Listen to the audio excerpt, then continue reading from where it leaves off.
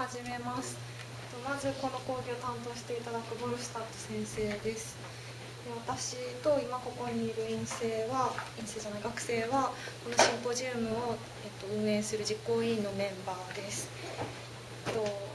私は今年で3回目でこのシンポジウムを運営している委員会に参加するのが3回目なんですけど、毎年この集中講座みたいな練習会で学生さんがどんどん成長しているのを目の当たりにしていて、今年も皆さんこれから頑張ってくださるのを楽しみにしております。じゃあ頑張ってください。お願いします。Thank you. So my name is Francesco, and I'm here to help you learn about presentation skills. And actually I speak Japanese, so you can use Japanese. But usually for these 4 lessons, I will speak in English. And the reason for that is, if I speak in Japanese, my language changes, and also my personality changes, and my gestures change, and lots of other things change too. So if I speak in English, you get a chance to learn about presentation skills from the content of my talk, and also you get a chance to learn about presentation skills from watching me. Okay? But please let me be very clear. The content of my talk is most important. So if you don't understand something, please ask me, and if you don't understand my answer in English, please ask me in Japanese. Okay, so once again, I will usually use English. 実は日本語でも大丈夫です。みんなと同じで、2年前までは京都大学で学生だったんで、まあ日本語が完璧ではちょっと言えないんですけど、なんとか日本語でもいけると思いますので、質問があれば日本語でも OK です。But generally speaking, I want to use English. I want to teach you about presentations, and I want to show you what an English presentation looks like. So, for example, my hands move, see? Yeah. English presenters move, they are alive. Often Japanese presenters stay very still. Okay? It's different. And if you present in English, you should move like an English presenter. Okay? So please watch, listen, enjoy, take part. Once again, my name is Francesco, and I think maybe you want to know, why am I here? I mean, why do I teach you about presentation?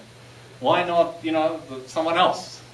There are lots of foreigners in Kyoto, so why does it mean? I don't know, man. So I have some reasons that I think I'm a good person to talk to you about presentations.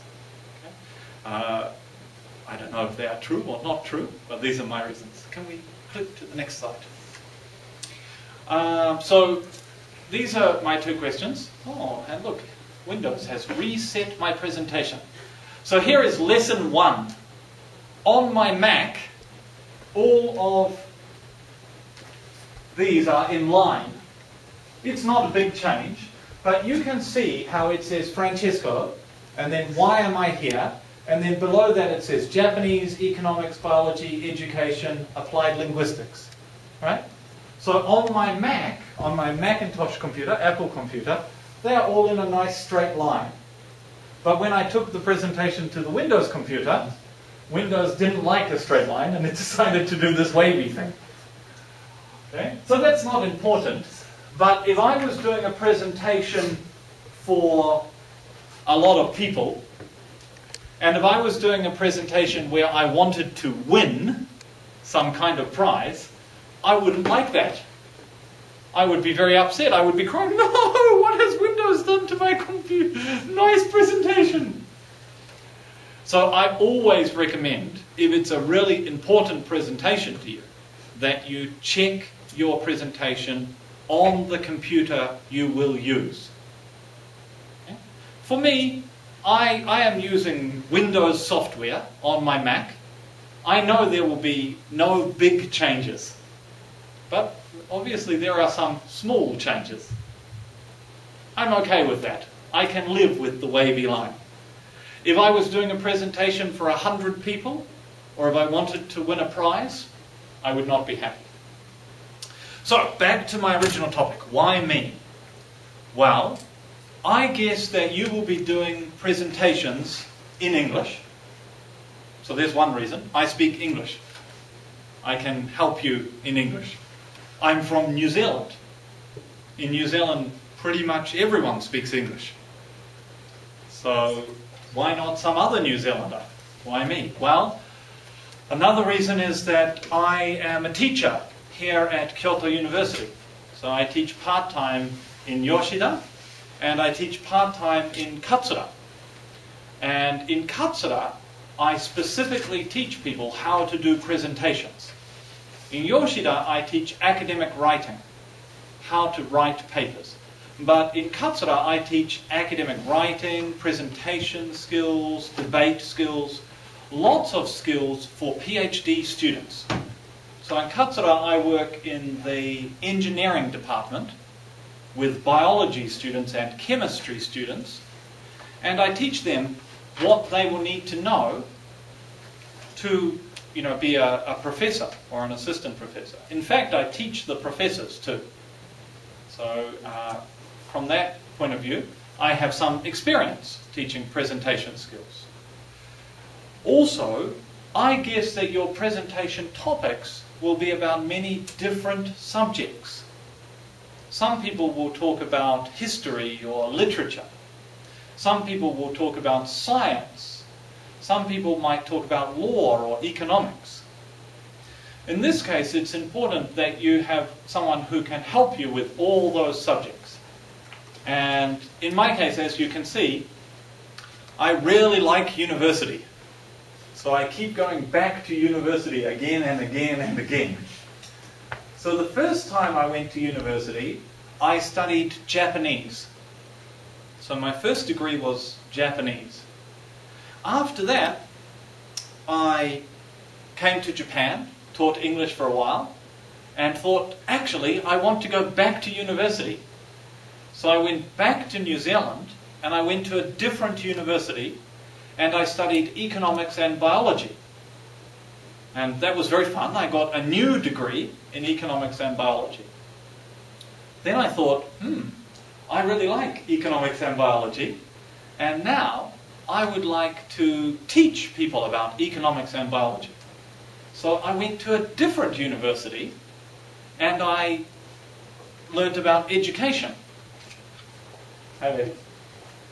After that, I decided, okay, I like teaching, and I like teaching about language, and I like teaching about economics and biology, and I would like to get paid more money, because being a high school teacher, the pay is not so good.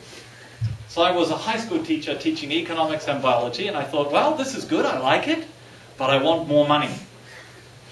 So I thought, I want to be a university teacher. Because strangely, I thought university teachers get lots of money. Haha, that was funny. No, they don't. But hey. So then I went back to a different university, and I did an MA, Masters, in Applied Linguistics, teaching language. Okay. Finally, I was lucky enough to get a scholarship and come to Kyoto University to do research towards a PhD. So I have been a student for a long time, and I'm not an expert, but I'm okay at a lot of different subjects. Okay? I'm okay with economics or law, I'm okay with education, but I'm also okay with biology or chemistry, a little bit of physics. Well, not so much. but it means that I can help with a lot of different subjects. Also, I like to talk. I like to stand up in front of people. I enjoy it. It's fun. So maybe I'm okay at presenting. Okay? So that's why I guess I'm here. Do you have any questions? Is there anything you want to know about me? This is your chance. Did you learn Japanese in New Zealand? Yes, actually, that's a big difference between me and most of the foreigners you'll meet in Japan. I went to university for 4 years to learn Japanese. So most foreigners think you should learn English by speaking to English people and going to English countries. I don't agree. I think you should learn English by sitting in a classroom and studying hard. That's how I learned my Japanese. I didn't learn my Japanese in Japan. I learned my Japanese in New Zealand with other New Zealanders. And my teacher spoke English and explained Japanese grammar. So I'm a bit different to other foreigners in that way. Yeah, I learned Japanese in New Zealand. Any other questions? Yeah. Was it hard to enter university many times? No, it was really easy. Firstly, you should know that in New Zealand there is no entry test. So to go to university, your high school grades are important. So we have a national test. It's kind of like everyone in New Zealand does senta shiken. But you do it at your high school. And you have some things which are final test and some things which are little assignments. So to get into Japanese, the level for Japanese is not so high. In my case, I never did Japanese at high school. So I went there and I said, I want to learn Japanese. And they said, no, sorry, you can't come. So for 1 year, I went to university and did high school, junior high school Japanese. And then I passed and I got into Japanese course. After that, they looked at my university grades. So when I went to do economics, they said, oh, you did well in Japanese, you must be smart. You can do economics, okay. So it's not hard. Some people say hard, but I thought it's easy. For me, it was easy. Was it hard to come to Kyoto University? Yes. Really? Oh. Yes, hard. Thank you. That's fine. Any other questions?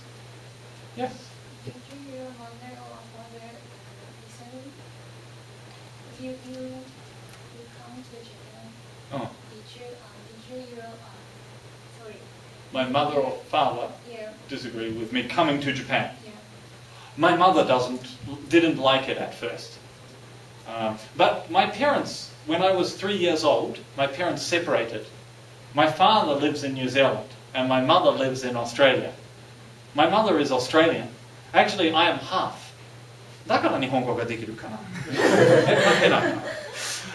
So my mother is an Australian and my father is a New Zealander and they live in different countries. So already it's hard.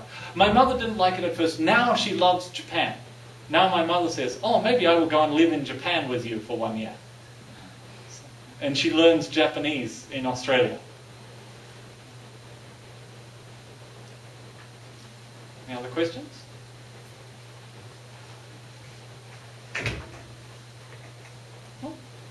Okay.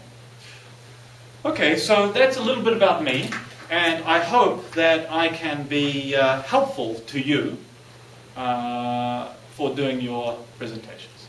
So let's look at what I'm going to try and do with you for your presentations. So this is what I will do and what I won't do in the 4 times that we have. So today and 3 more times. One more click. I will outline how to make your presentation. I will give you some ideas about the basic steps to making a PowerPoint presentation. Next one. But I won't make it for you. Okay? I guess this is simple, but I'm not here to do your work for you. I have some ideas, I have some skills, but actually you have to do the work. Next one. I'll show you how to use the English you have to make a presentation. Okay? So I'm sure that you got into Kyoto University, which means you're probably good at English for Japan. And then within the students at Kyoto University, you decided to do this presentation competition. So I guess that means that means that you are someone who likes English within Kyoto University. So I guess that you have some English skills, and I want to help you to use those English skills to make your presentation. Next one. I'm not going to teach you English. If you thought I was going to teach you English, then I'm very sorry. I will apologize. Okay? I teach academic writing at Kyoto University. If you want to take my class, I will teach you English. But in this class, I don't want to teach you English. Your English will get better from being here. But that's not why I'm here. I'm here to help you make a presentation. I'll speak a lot of English. You will speak some English. You will think in English. So your English will get better. But that's not why I'm here. Next one. I will give you a chance to practice your English. Starting from next week, we have 3 more sessions. And if your presentation is basically ready, I want to give you a chance to come up the front and try your presentation. Okay? I strongly suggest you make your presentation this week. Okay? I will say this again and again. Practice is the best. Okay? I will not ensure that your presentation is correct. If you come up the front and do your presentation, I will give you some feedback. I will say, oh, this is wrong, or I like this way better, or that's really useful. But I'm not going to read your presentation and fix it all. And I just want to be really clear. I will give you some help. Some people here will give you some help. But in the end, if you want to make your presentation perfect, you have to make it perfect. Nobody will do it for you. Okay, and next one. Slide. So this is an overview of my 4 sessions. Usually, I guess for a competition like this, to do 4 sessions is kind of unusual. It's quite a long time. When I was first asked about this, they said, could you come and do 1 session? Okay? And I said, well, I don't think 1 session is any good. Okay? Most things that are worth learning take time. That's my experience. If you can do it in 30 minutes or 1 hour, it's often not worth learning. Okay? Most things take time. Presentations are the same. So we have 4 times, 4 sessions. In the first session, I will talk about the difference between English and Japanese presentations from my perspective, from a foreigner's perspective. I will also talk about the basic structure for your presentation. Okay? After this session, I want you to go home and make your presentation. In the next presentations, we will make it better and better and better. But in this presentation, I want to give you the basic knowledge so you can start. And I want to teach you especially about using PowerPoint, because I guess all of you will use PowerPoint. Of course, you can see that I have Mac computer, and PowerPoint is Windows software. Of course, there are Mac options, Macintosh options, but they are similar to PowerPoint. So everything I tell you about PowerPoint, you can use for other software. In session 2, next week, I want to talk about metaphor. I want to talk about using stories and pictures to explain things. I want to help you to get your message to the people who are listening quickly and easily. And pictures and stories are the best way to do that. So I'll talk about metaphor. Also, I want to talk about technical vocabulary.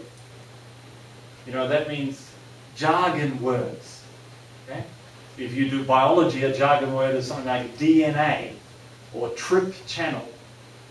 If you do economics, then jargon word might be something like maximization. Okay? Now the funny thing is, I'm not going to teach you a whole lot of jargon words. In fact, mainly what I'm going to tell you is don't use them. Okay? So I tell you right now up front. Basically, technical vocabulary you don't need for your presentation. That's the short and the quick. In session 3, I will talk about something called chunking. It's about going from the big picture, like overview, down to details, or going from details up to the big picture. This is very useful if you want to teach something, and presenting is teaching. Okay? I will also look at pronunciation and voice projection, because to be honest, having listened to some of the presentations before I came and some of the presentations after I came, pronunciation and voice projection is really important for you for presenting in English. Okay? It shouldn't be. It shouldn't be so important. Generally speaking, in English, pronunciation is not so important. But for presentations, it is important. And if your pronunciation is difficult to understand, the people listening are very lazy. And they just won't follow you. They will give up. Especially if your topic is technical. I will also talk about body language. The do's and the don'ts. How to use your hands. What not to do when you're presenting. Okay? Body language is important. And of course I'm being, ridiculous here. But it is important. And if you really want to get a point through, what you do with your body is important. Okay? Now the final session is very high level. Okay? But it's a part of every presentation. How do you handle questions? Even the presenters who are professors, who I teach at Kyoto University, hate question time. Like I can tell you one good trick. What professors often do is bring a postgraduate student. And then when it's question time, they say, oh, yes, my postgraduate student will answer your questions. Unfortunately, you can't do that. You have to answer your own questions. And let me tell you, professors didn't always have postgraduate students. They used to be students. They had to answer their own questions too. Now they are professors and they have very good tricks. Ah, that's an interesting question. My postgraduate student was the one doing that part of the research. Let's ask them. But now, you can't do that. I'm very sorry. Finally, also, I will talk about jokes. Now, jokes don't come at the end of your presentation. They come at the end of my presentation because they are hard. Okay? But your jokes probably come at the start of your presentation. Okay? So there I get them. Any questions? Okay? Okay. Let's go on to the next one. So, English presentations versus Japanese presentations. What is the difference? I think that English presentations have more energy. Like the person up the front is trying to make you feel like you want to get out of your seat. Okay? Whereas often Japanese presentations make me feel like I want to go to sleep. Okay? This is not always true. There are some really good Japanese presenters. Okay? But generally speaking, Japanese presenters, especially at university, give a lot of information. Whereas English presenters try to give a little bit of information and lots of energy. English presentations are often fun. We try to get you to smile. We try to get you to stand up, play a game, tell a joke. I find that Japanese presentations don't often have jokes. These things are changing. And what I'm telling you now is very much sort of stereotyped. But I still think it's true. English presentations are simple. This is a really big difference, especially with Japanese English presentations. I have a theory, I don't know if it's true, but I think that you learn English in Japan for tests. You know, like, say you learn English and then you do the Eiken, the step test, right? And you have to talk to someone. And in a test, you have to show the judge, the tester, I am good at English. So if you say, hi, what's your name? Oh, I'm Francesco. Yeah, nice to meet you. And kind of finish, then you don't show them you're good at English. But if you say, oh, yes, very pleased to meet you. Yes, my name is Francesco Bolstad. I was born in Japan, and that's why I speak some Japanese. No, it's not true. You know, like, you have to keep talking, and you have to use big words. And then they think, oh, wow, this person is really good at English. Yeah, okay, good score. So usually when Japanese people use English to present, they try to show that they are good at English. But when English people present, when English native speakers present, they want the audience to understand. And so they try and make the language easy. So this is a really big difference for me. Keep it simple. The final difference that I see is audience participation. Okay?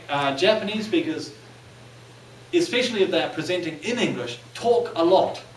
Then the question time gets shorter. Okay? Whereas English presenters can't be bothered preparing. They are lazy. So, oh, what should I present today? Oh, no, it's in 1 hour. Quickly, let's make a PowerPoint slide. Oh, no, I have no content. Let's get questions. Hey, it's question time. I have 30 minutes left. Lots of questions. Okay? So this is very different, right? Can we click again? Okay, this is very important. You want to win your competition. Okay? So you have to stand out. For a presentation, this is true too. If you're, an academic presentation. If you're presenting at a conference, there will be, tens, hundreds of presenters. And you want people to remember you. You want them to go home and read your paper. You want them to remember that you were doing good research. And then they will call you to come to their university. And you'll get a job as a professor. Or you'll get a job in a good company. Okay? If you don't want people to remember you, don't do a presentation. Okay?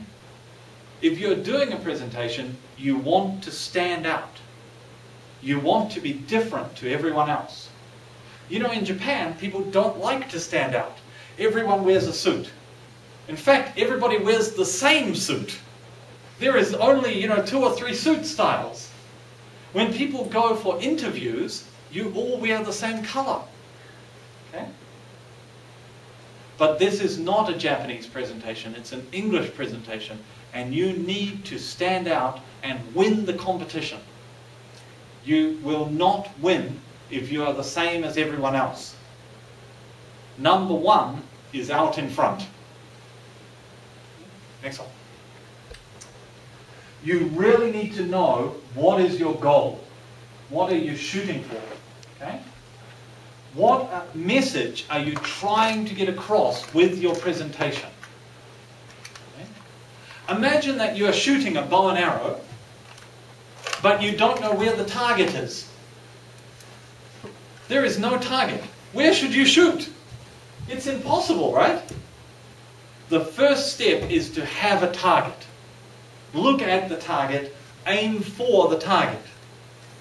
Of course, even when you aim for the target, it kind of goes off to the side, it's hard, right? But if you have no target, then it's just impossible, So the same is true for your presentation. Okay?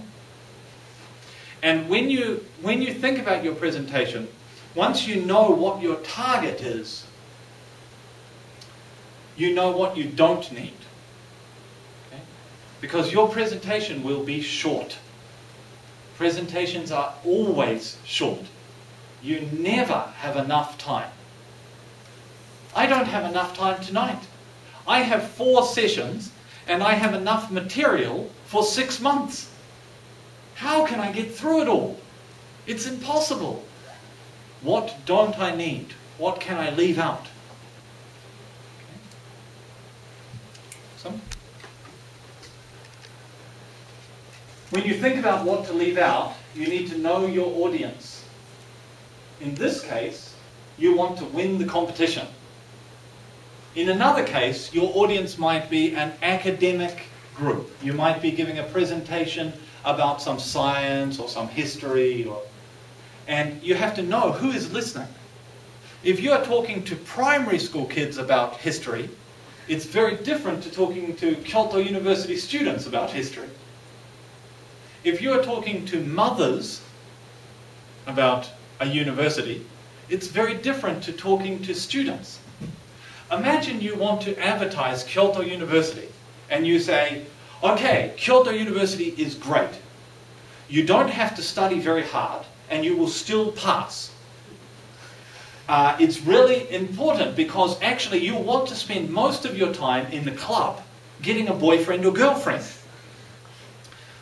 Because, I mean, hey, you'll be 18 years old and living away from home, right? And so this will be your first chance to really go out drinking and, you know, have parties and meet people. So really the classes are not important.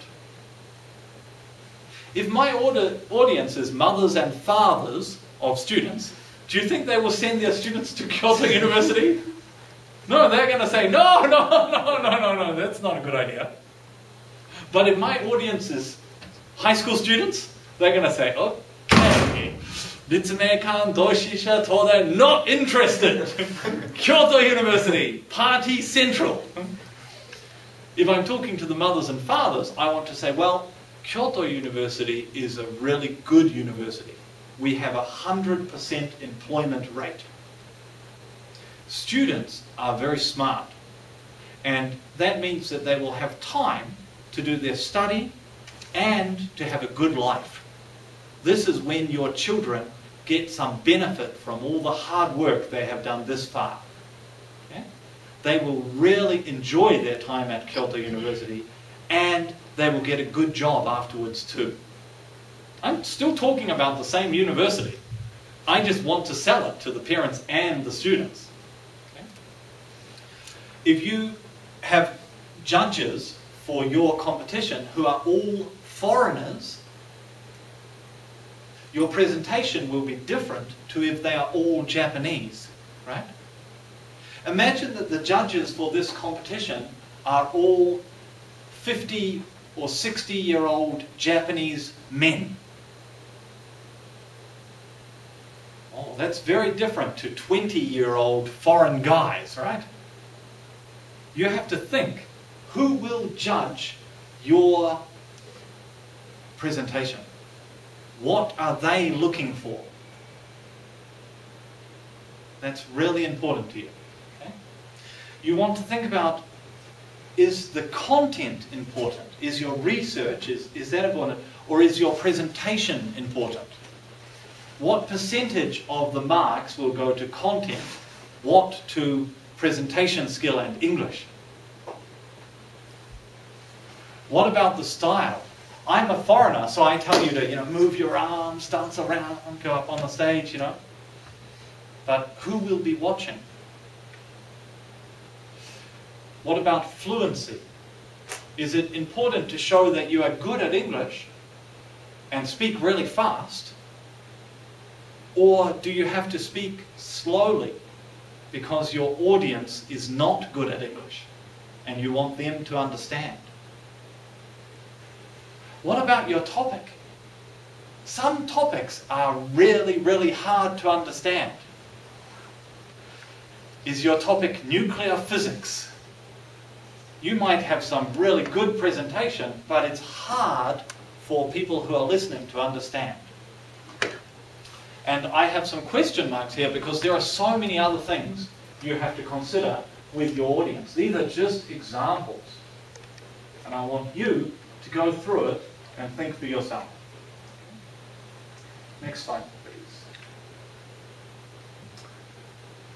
When you present, you need to think about the way people learn. Okay? When you present, you are teaching. This is really important. What's happening is you have become a teacher when you present up the front. Teacher is 50% entertainer, 50% textbook. Okay? You need to have good information and keep your students, your audience, awake.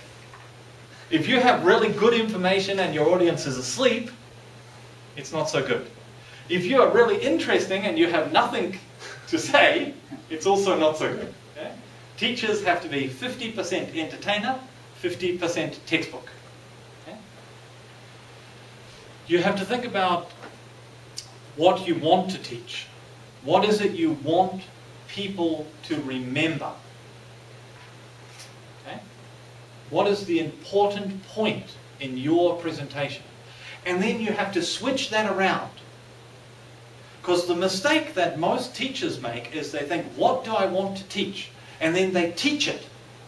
And nobody learns. Okay? You have to think, what do I want to teach? What do I want people to remember? Okay, what can I do so that they remember? Maybe you say nothing. I don't recommend that for this presentation. Okay? It's a presentation competition. But actually, if you are doing a presentation at an academic conference, imagine you were teaching about DNA. Imagine you're Watson and Crick and you have just found out how DNA fits together. What would be a really good way to teach about how DNA fits together? I have a good idea. Bring a puzzle of DNA. Do you know that that's how Watson and Crick found out about DNA? Watson and Crick are not biologists. They didn't do good research. They are some of the most famous biologists in the world. But they got their research from other people. They looked at other people's photos and then they made a model from the photos and they just tried fitting them together. And one morning, click! Hey! It's correct! We get the Nobel Prize! Okay? That's basically what happened. Okay? So if you're Watson and Crick and you want to talk about DNA, maybe you should give everybody a puzzle and say, hey, go for it. Wait for 10 minutes and then show them how it works. Okay? In your case, that kind of teaching would be hard because you only have 10 minutes. Okay?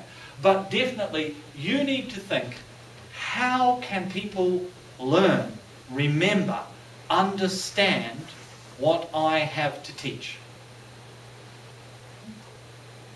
And then make your presentation like that. Next one. You have to think creatively. Okay? Your presentation has to be new and exciting. But please remember, it has to be well organized. You know, like there is this image of the crazy genius with the hair coming up and they come and they talk and they're all over the place, okay? You won't win. It's great. You know, Einstein is great. But if you want people to understand, you have to take your new ideas, your creative new ideas, and you have to organize them for people.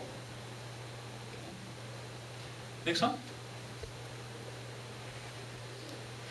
One more. Okay. Here is the kind of final message for how to make a good presentation. Practice. Okay? There is some very, very interesting research on how to be good at anything, and it's called the 10,000 hour rule. Have you heard about this research? Yes? Okay, so this is really good research, very interesting. What they did is they went out and they found people who were geniuses, Mozart, Einstein, these kind of people you think of as being so smart, right? And they said, there are lots of people like that actually, really smart people who do really well at something. Think of sports people. Think of Ichiro. He is a baseball genius, right? Well, they went and they found these people and they said, what is it that makes someone a genius? You know, like, is it something that's different about their brain? Does Ichiro have extra long arms? You know, like, has he got these big rubber arms so he can throw the ball? What is it that makes someone really good? And here's what they found. Practice. There is only one answer. Of course, if you have one arm, not two, you will never be a great baseball player. Of course, if you have a really low IQ, you will never be Einstein. But if you are a normal, average person, the secret to being great at anything is practice. And to be a professional, to be one of the top people in the field, it takes 10,000 hours of practice.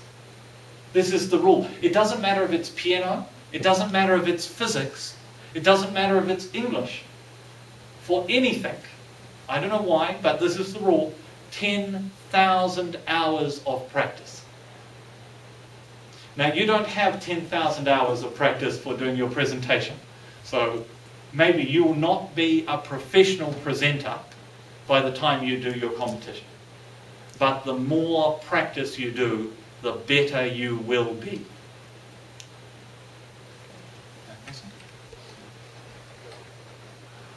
Okay, so this is the start of the really basic, simple presentation skills. And before we go on to that, are there any questions? So now I have given you an overview, big picture kind of words. Practice, but not how do you practice. Okay? Be creative, but organized, but not how do you create. Not how do you organize. Okay? So I've given you some big picture ideas. Do you have any questions so far? While you're thinking, here is a good piece of advice for a presenter. Always have a drink. Okay? One of the worst things that can happen to you is you get a dry throat and you start to cough. And you can't recover. Always have a drink. Okay. Questions? Nothing? Remember, you can ask questions in Japanese or English.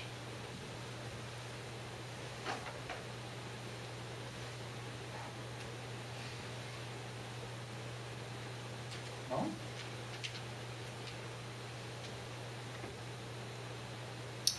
Well, I'll get you started thinking about your presentation then.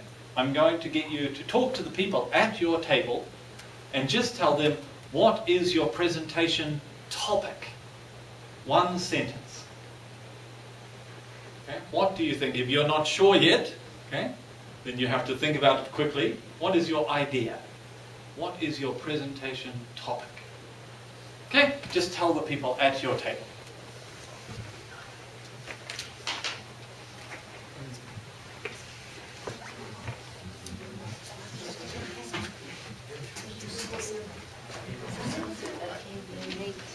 No problem.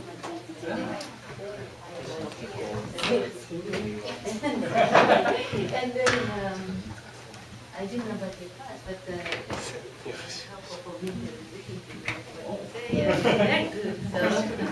Thank you. I hope it's useful. yes, and I thought I would be very excited, but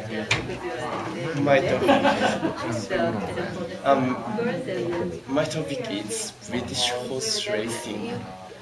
Do you know horse racing? Horse racing is in Japan. Actually, it's gamble. Maybe you need more time? I don't know. Can I just ask, I want to know what kind of topic, so who will be presenting on a science topic, who on a law topic? So please tell me the general area of your topic, not the specifics, but can you tell me what is your topic area? Is it law, is it economics, is it social studies or history? Okay, and we will start over here. My topics is social study. Social studies. Yeah. Okay. About commuting. My topic is About community. commuting to. Oh, commuting. Commuting, Okay. yeah. About commuting, right. Yeah. Okay. Oh, that's good.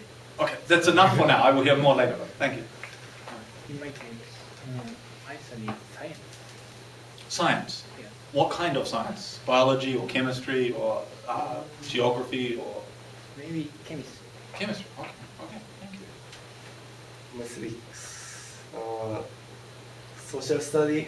Mhm. It's like culture Mhm. about British horse racing. British Yeah. horse racing. Okay. Maybe you think why I choose, Okay. but in British it's very important, this culture. Okay. I think so. Okay, that's good. What does you hear about here? It's a very traditional part of British gentlemen's. Yeah, ladies and gentlemen. Yeah, I'm from New Zealand, so when I was a child, now not so much. Now more rugby, and because we can bet on rugby now. But when I was a child, you could only bet on horse racing.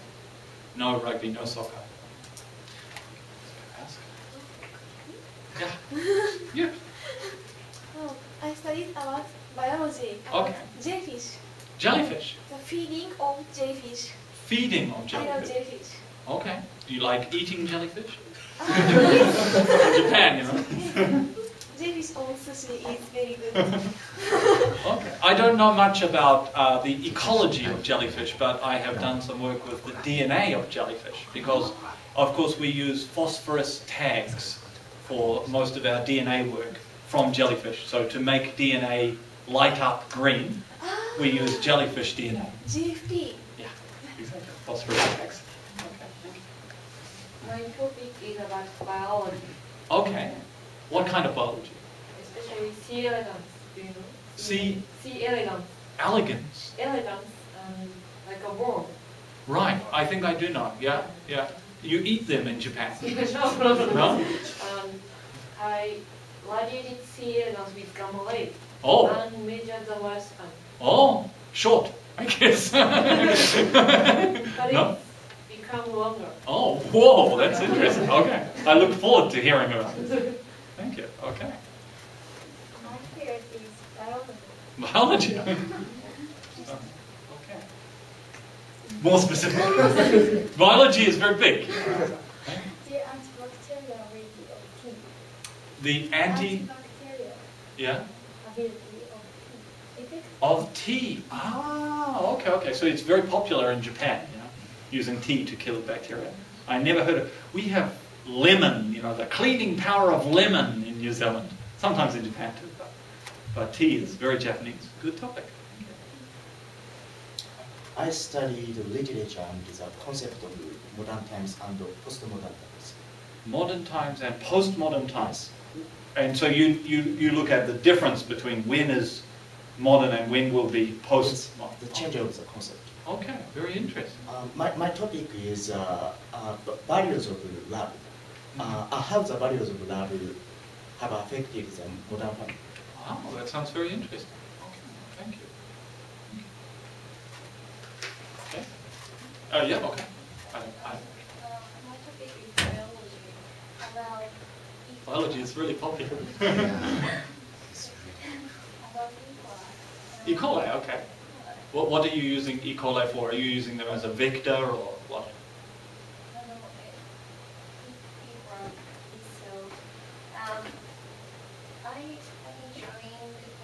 I joined the team which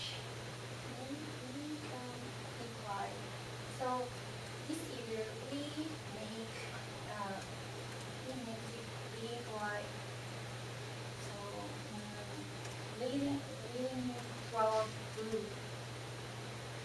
So I introduce one equal. Okay, okay, that's very interesting. Okay. My topic is Japanese classical literature. Japanese classical literature. When is classical? Like Genji Monogatari or like what is? The Izeki Takako Diary. Oh, okay. Written is Edo era. Right. Okay, that's very interesting. Thank you. is economics and electronic commerce. Electronic commerce, e-commerce. Okay. Okay. Thanks. Business electronic commerce. Okay. And how to avoid paying tax or no? Maybe it was a joke. E-commerce is very good because you can avoid tax. Okay. My topic is economy. Economy. About trade policies. Trade policies. Wow, that's very interesting right now in Japan because you have a big choice about whether to join a large trade bloc or not. Yeah, it's a very interesting choice right now. Okay, so it's interesting to hear about your general topics, and you might notice that some of these topics are very interesting to get people's interest about. You know, like some topics have wide readership. If it's a book, we say, like very interesting to a lot of people.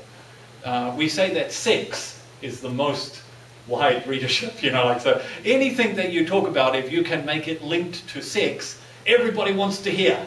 Okay? I don't know if that's true or not, but definitely some topics have a very small readership. People are not so interested. If I tell you that I studied Genji Monogatari, and specifically I studied whether they use this kind of character or this kind of character to write the "ru" sound, then you will probably not be so interested. Okay? So some things, lots of people automatically want to hear about. And some things are not so much. But you can't change your topic now. But what you can do is change the way you introduce it so that it sounds like everybody wants to know about it. And then everybody is, wow, okay, so that's really interesting. And then you bring them into the detail. Okay? It's advertising. And that's what the introduction of your presentation is about. The introduction is the advertising. You have a very short time, possibly 30 seconds or 1 minute, to advertise your topic. And if your introduction is bad, everybody has turned off for the rest of the presentation and you lose. Okay? It's that simple. So the introduction is really key to winning. Because if they don't listen to the important part of your presentation, you have failed already. And your introduction sells it. The main body is the filling in the middle of the sandwich. It's the ham, or in my case, I'm vegetarian, so the tofu or whatever. It's what gives you the protein in a sandwich. You have the bread on either side, which is your introduction and your conclusion, but all the good things are in the middle. Really with a sandwich, the bread is just there so that it doesn't fall on the floor. Like imagine a ham sandwich with no bread. You have to try and pick up tomato and lettuce and, all down the front. It's no good, right? What the bread does is keep it together so you can eat it. That's your introduction and your conclusion. But the really important stuff is in the middle, the main body.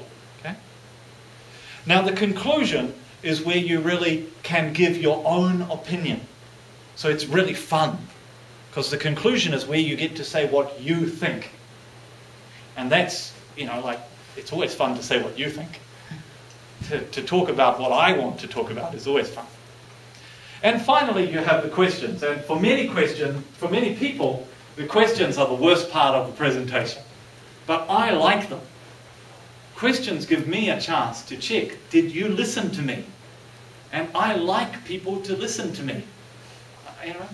That's just the way I am. I like to talk, but I don't like to talk to myself. It's not so fun. I like people to listen, and questions give me a chance to keep people listening and check that they were listening. Okay. Can we go to the next one? Okay, so let's get into the nitty-gritty. Here are some details. So we've talked about the big picture. We've had some big words. Creativity, organization, okay? Practice. Now we're going to get into some details, and we're going to look at the introduction. We're going to do this very quickly because we don't have much time, and you need to make your presentation by next week. That's your goal. Next week, stand up here. That's your goal. I know some people, might be the week after next, but right now I would be very clear. you want to make your presentation this week. That means next week you can stand up the front and practice. Last time, not so many people were ready to present. And one person was ready, and so they got to practice again and again. Practice makes perfect. The more you practice, the better you get. If you are ready by next week, you'll come up the front, and then nobody is ready for the week after that, so you can come up again. Okay? I'm not guaranteeing that if you practice you win, but it's always good. So, we'll go quickly. The introduction. First key point is up on the board. Keep it simple. You have a short time. You can't talk about too much. Warm up your audience, it says. That's where the jokes come in. We'll talk about the jokes in session 4. You can use jokes, or you can use gestures, or you can use local news. You know, you can talk about the island problem with Korea and China. And then everybody gets really excited. We have some Chinese students here. You know, I can get everybody, you know, wake everybody up. What is going on? You know, I come from New Zealand. New Zealand's great. We have nobody around us. All New Zealand. There are no other countries. It's all us. Wow, it's hard living close to the continent. Okay, you talk about China, you talk about Korea, you talk about the islands, people start to wake up. You tell a joke, people start to wake up. Okay? Introduce yourself. You have to introduce yourself in the introduction, not just your content. You don't walk up and say, okay, today we will be talking about nuclear physics. Nuclear physics is very important. Talk about current topic or joke. Nuclear physics is very important because soon China and Japan will have a nuclear war. Everybody is awake now, right? Okay, that's not good. You need to say who you are. Okay? Even if you're funny, even if you have a good topic, first you've got to introduce yourself. Remember, I started by telling you my name. Why am I here? Why am I not there? Okay? Introduce yourself. Outline your presentation. Imagine that your presentation is a book, and your book has lots of really good information in it. And the people listening to you have a bookshelf, and you're giving them your book, and they put the book on their bookshelf. Where on their bookshelf? Their bookshelf is huge. Tomorrow they come back to find the book and they can't find it. It's one of thousands, millions of books on their bookshelf. So they need to organize their bookshelf. They need to have topics on their bookshelf. Some books will be science fiction novels. Some books will be mysteries. Some books will be biology textbooks. And you need to tell them what is your topic, so they know where to put your book, and they know what information to open up so that they can understand your information, your book. Okay? So the first thing in your presentation is to give it an outline, give a big picture. I told you that today we are going to talk about the basics about presentation. I told you that within the basics we have an introduction, a main body, a conclusion, and questions. You know why we are talking about introduction now. I didn't just suddenly start with introductions. Okay. Excellent. Thank you. The main body. Key point about the main body is I can't help you much. Okay. Unfortunately, this is the biggest part of your presentation, and I'm not so useful, because you have to make your information into something that people can understand. So it's up to you. But what I can do is I can help you with some things like sequencing. What things come first? And I've already talked about that. Big picture first, details later. I can tell you that big picture first, details, conclusion, you have to take the details, go back to the big picture. And I'll talk more about that. That's sequencing. I can talk about metaphor, and I will in the next session, next week, I will talk about metaphor. So metaphor means using stories and pictures to explain a topic. Okay? If I tell you that New Zealand used to have a famous bird called a moa, in your mind, you don't know what a moa, well, maybe you do, I mean, you know, you're good students, maybe you've seen a picture of a moa, but you might not know what is a moa. But if I start to explain it, I will say, well, a moa looks kind of like an ostrich, because it's a really big bird with no wings, it couldn't fly. Now they are extinct, there are no birds in New Zealand left, no moa left. But moas were like big ostriches with no wings. Okay? Okay, so that gives you something to link it for. A moa is like an ostrich. Okay? That's a very quick way. If I try to explain it, well, a moa has a long neck and a short beak and kind of small head and a big body and long legs and no wings. What? It's impossible. So I don't want to use the details. I just want to say, looks like an ostrich, but no big tail feathers. Okay? That's simple. Chunking, going from big to small and small to big. These things will all help you with the main body. Next one. Conclusion. Once again, keep it simple. Make it memorable. Go back to the big picture. The main body of your talk will have lots of details. Details are hard to remember. So you want to go back to the big picture so that people can remember it. Because we don't choose, in this case, we don't choose the winner. Oh, that was very good, winner. We have to listen to everybody, right? And then I have to think who was the best. And if I can't remember you, you don't win. Okay? It's that simple. So you want to make it memorable. So you need to go back to the big picture. Thank you. Question time. Questions are difficult. What I will teach you in session 4 is how to think about what questions you are likely to get and how to make people ask you the questions you want. So everything from, in Japanese, what you might call sakura.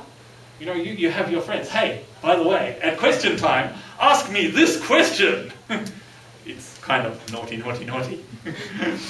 Okay, well, maybe that's naughty and you can't do that. But there are some things you can do. If you leave out bits of information, people will ask about it. Okay? So you can specifically leave out information so that people ask about it. Then one of your questions, you have a good answer. Okay? And what do you do when you don't have an answer? What if someone asks you a question and you just don't know? Scream, panic, cry. Okay, that's not going to work. So I'll teach you what to do in that case. But I can't give you the answer to your questions. Sorry. Okay, and next one. Okay, before we go on to using PowerPoint, which is really detailed, do you have any questions? Introduction, main body, conclusion, questions. We've had a quick overview. Any questions?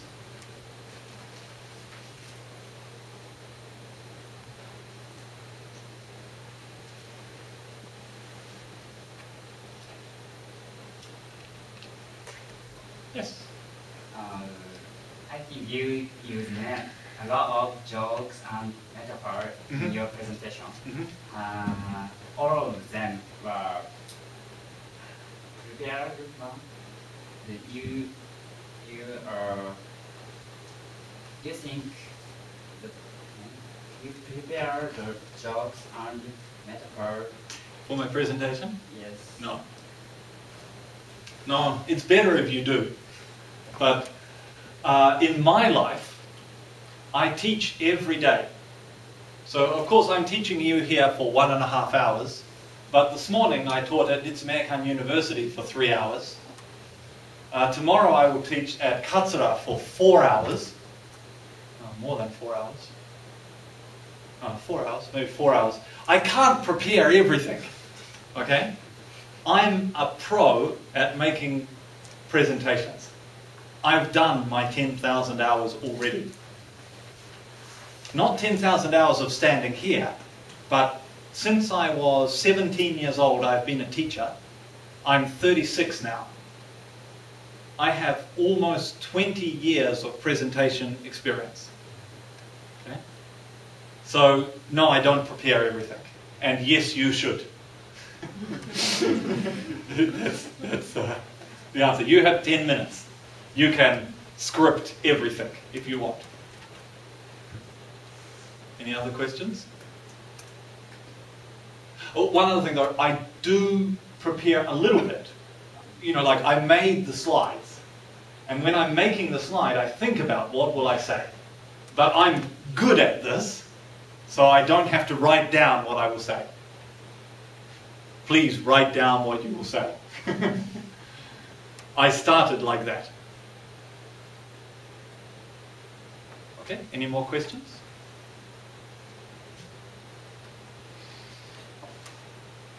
Okay, I'm going to go very fast because we only have 20 minutes left. I'm going to skip through making PowerPoint slides. This is very important and very detailed, and I guess you won't remember.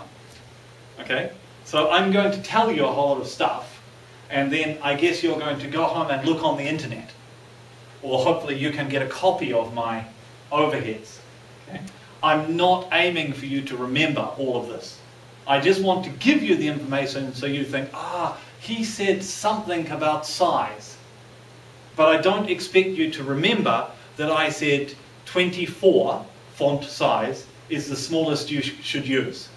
Okay? I don't expect you to remember the details.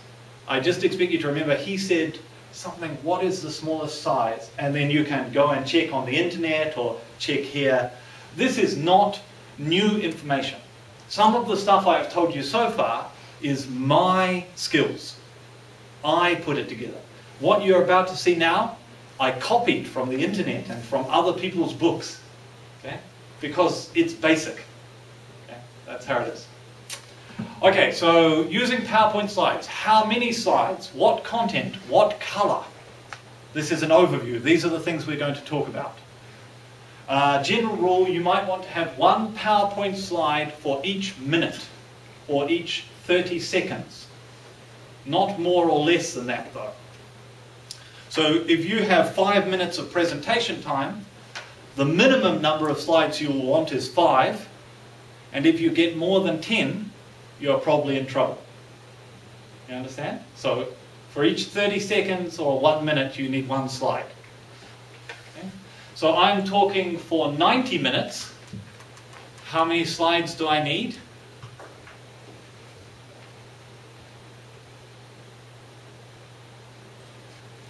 Come on, it's Kyoto University. I'm sure you can answer that. 90 minutes talk. How many slides do I need? 90, right. I should probably have 90. I don't. Okay, I don't have 90 slides. I would say that I want to get through today. I have, let me just check. I have 38 slides. Why do I have less than I'm recommending you have? The reason is that you don't want to talk the way that I talk. Okay? I'm good at talking. And also, you have a short time. I have a long time. Okay? So my presentation is different to yours. Okay? But that gives you something to think about. I have 38 slides I want to get through. We might not get to the end. Okay? So if you have a 5-minute talk, 1 or 2 slides might be enough. But it won't be enough to win the competition. It will look like your talk doesn't have enough content. Okay? 10-minute competition is different. So you want 5 to 10 slides, I would say. Okay, next slide, please. Okay, so this means nothing. This is just what you call a a topic marker in PowerPoint. Okay, we are entering the topic, making PowerPoint slides, avoiding the dangers of bad slides. Okay, there is no content to this slide. It just tells you what is our next topic. Next slide. And here is an overview of what we will do in this topic. We will look at the outlines, slide structure, fonts, color, background, graphs, spelling and grammar, conclusions, and questions. Okay, next one. Talking about the outline in specific. So you see we went big picture, now we're going down. I give you an overview, now we're going down. Okay? That was my introduction for this topic. Make your first or second slide an outline of your presentation, like the previous slide. Okay, that was my example. Go back one, backwards. Okay, here is my outline. Go forward one. Okay, so that was topic slide 2, because I had a topic marker, slide 2, and that's the outline. Follow the order of your outline for the rest of the presentation.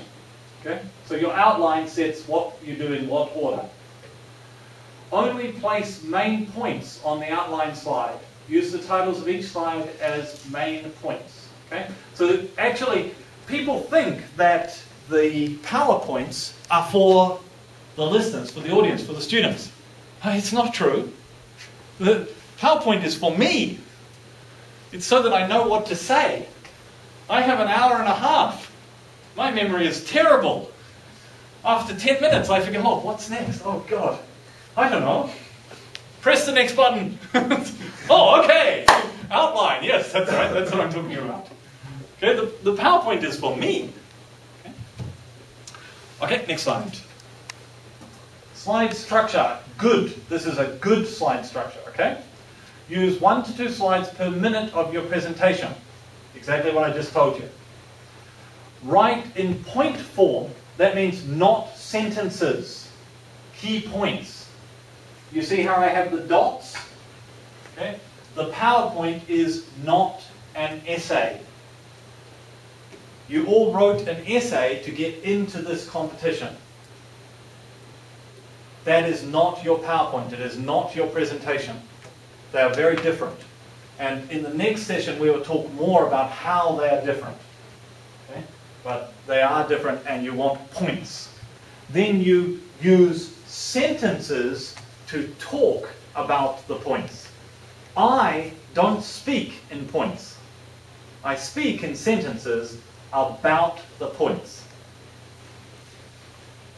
Include 4 to 5 points per slide. So I have 4 on this slide. Okay? 1, 2, 3, 4. Avoid wordiness. Use keywords and phrases only. Don't make it too long. Don't use lots of words.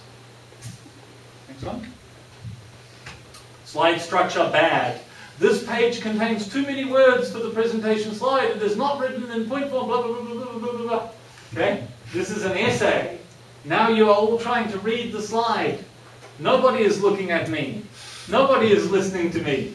Me, over here. Okay? You don't want this. It's not good. Next one. Slide structure, good. One more. Show 1 point at a time. One more click. Next point comes up. Will help audience concentrate on what you are saying. Okay? I don't want you to read ahead. I want you to listen to me, one at a time. Next click. Will prevent you from reading ahead. That's what I just said, you see. But if I had had that up there, you would have already read it. One more click. Okay, keeps your presentation focused. However, I don't like it. I can't see what is coming up. That's why I have my own computer. Okay? I don't like this style, so I keep my computer here so that I can, my one just turned off, but so that I can, maybe if you can see, too many things connected, so that I can look at it and I have it in edit mode. That's just my choice, okay?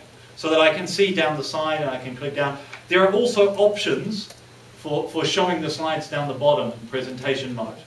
Okay, so you can do that. At the moment, I can't click they do the clicking for me. Okay? If I was doing the clicking on my computer, I would probably use a different mode, and it shows the one that's going on the screen, and down the bottom it will show the next slide so that I can keep an overview. Good for your audience, not good for you, is the point here. Next slide. Okay? Slide structure bad. This is a bad slide structure. Okay? Everybody thinks PowerPoint is fun. Everybody wants to make PowerPoint do amazing things. Okay? It's annoying.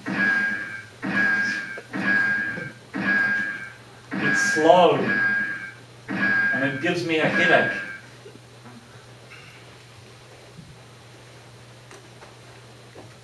Okay, font size. Use at least 18-point font. Generally, you want to use 24-point font. Does everybody know what a font is? Can you click escape? Just press escape. When you are making your slide, you make it on what's called the edit format, which looks like this.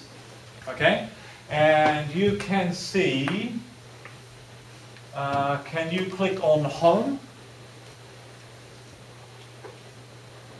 Up the top? Okay, when you click on home, you can see, yeah, that one there, exactly. That's the font size. So if you click here, you can see the font size is 32. Okay? So if you make it too small, people can't read it. Okay? So at least 18. Okay? 24 is better. The bigger you can make it, the better. Okay? Can we go back to presentation? Right.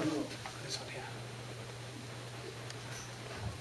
And the type of font, I used to say Times New Roman or Arial, but Calibri is now very popular for Macintosh users.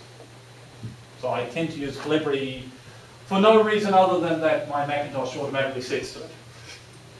Okay, so it's standard font. It means that your letters don't look funny. They're just simple, normal letters. When you use strange, different fonts, things look funny. And here's another difference. You see where it says, don't use complicated font? Okay? That looks very different on my Mac. Okay, the Apple computer was using a written style font, which obviously doesn't exist on Windows. Okay? So that's another thing that you can use. I'm a little annoyed about that one, because you can't see it very well. So things do change between the Apple and the Windows computer. Okay? So my one was like handwriting for complicated fonts. Small fonts you can't read. You're very close, so maybe you can, but from the back of a hall, you can't read it at all. Capitalization is no good. Okay? It's actually hard to read, and strange fonts are no good. Color. Everybody likes to make their presentations look lovely. Black and white is great. It's easy to read. If you don't like black and white, I recommend blue and white. Don't ever use yellow. Don't ever use it. Nobody can see it. Okay? It's really hard to see. Even this blue and this dark green is hard to see from where I'm standing. Okay? The black and white is great. I can hardly read the yellow. Okay? I find as it says here, I find the kind of purpley red annoying. And that one down the bottom is unreadable. Okay? Color is not good. Color is not fun. Black and white is brilliant. Of course, that's not always true. It's great to have some color. Okay? It's important for some things. But be careful. Next one. Background. That means what's white on these slides. I don't usually use white. Usually I use some kind of design. But my design is always simple. And actually, I think white's pretty good. You know, that's the truth. Usually I have some kind of design that's maybe related to my topic, you know, but white is fine.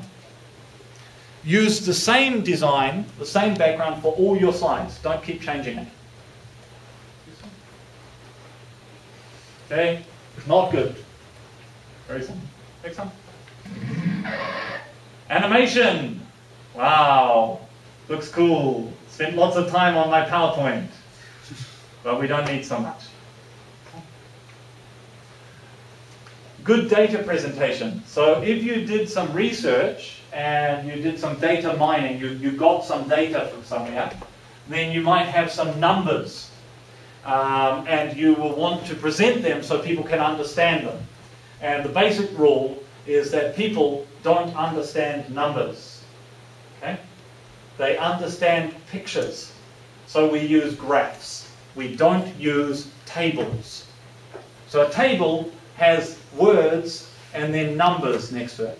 A graph has a picture, like a pie graph, or a bar graph, or a line graph. So generally speaking, for good presentations, use pictures, use graphs. Next one. This is a table.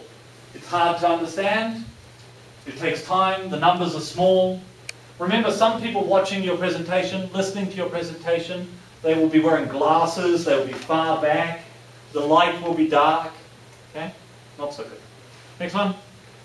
Graphs are very easy to see, very easy to understand. Okay? You don't need to see the numbers on the left. All you need to know is that March, everything went up. Okay? It's a trend, general overview.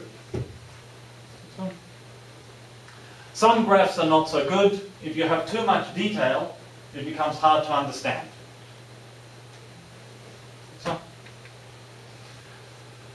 These are just the same information in words. Minor grid lines are unnecessary. The font is too small. The colors are illogical. The title is missing. The shading is distracting. Okay? Just telling you what that bad graph was like. Spelling and grammar. Check your presentation. Everybody makes mistakes. Okay? Nobody is perfect. There is more than one prize in this competition.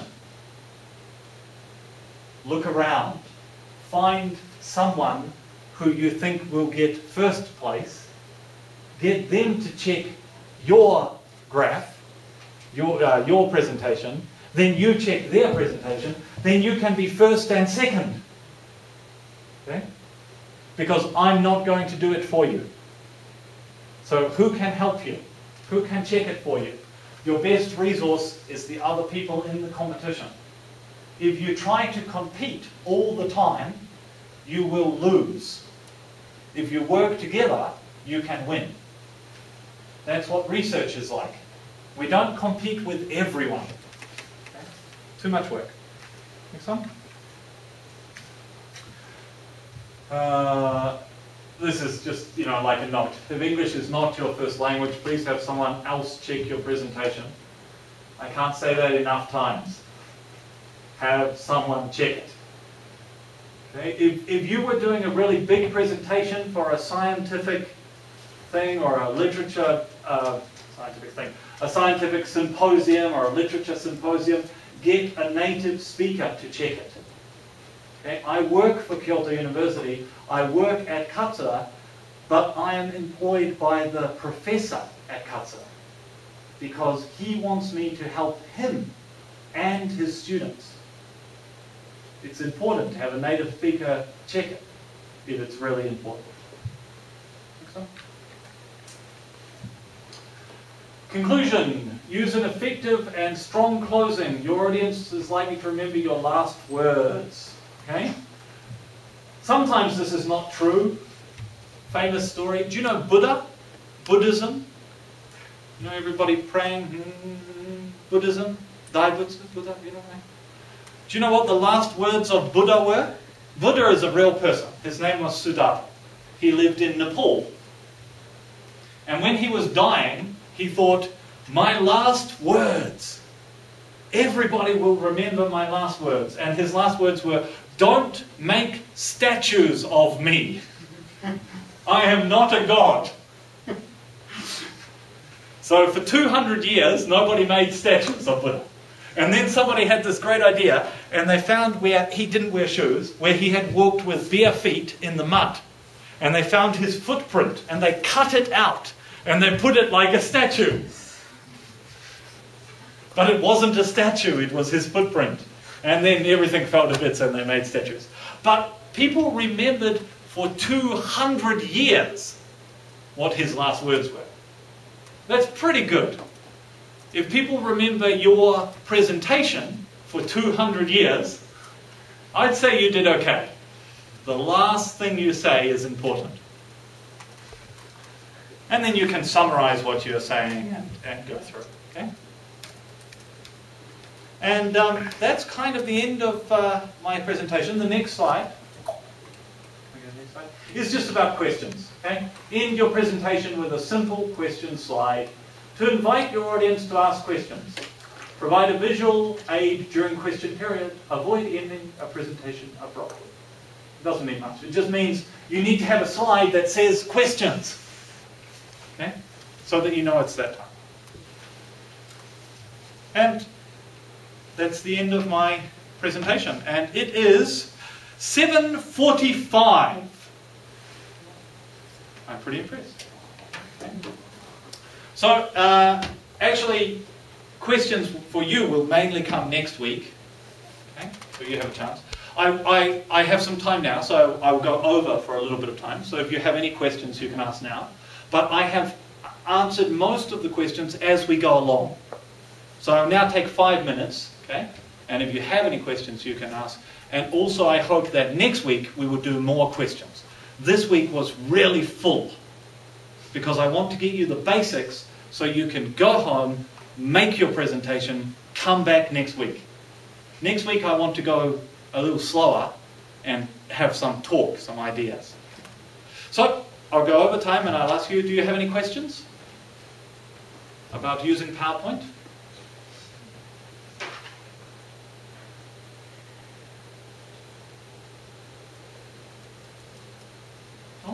It's okay. Everybody has used PowerPoint before. No problem. Don't worry. Yeah? No? Some people are going, oh no, what is PowerPoint? You keep talking about this thing PowerPoint. What is it? I've never heard of it. No? No questions? Do you have any questions at all about the whole presentation?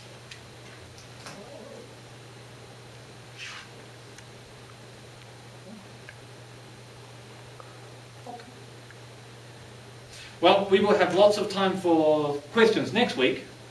Some time for questions. We are always in a hurry. But we'll have some time for questions next week.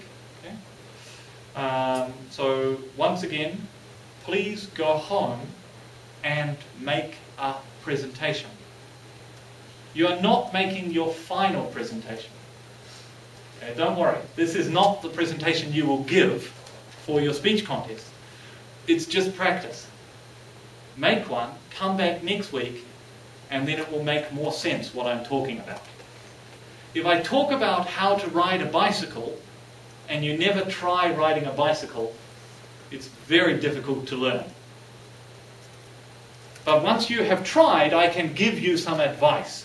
Well, actually, these bits up the front, they're for steering. Okay? And you need to kind of balance back and forwards, right? But if you never do it, that doesn't mean anything.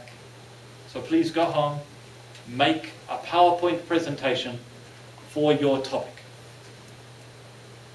Okay. And we are finished for this week. Thank you all very much.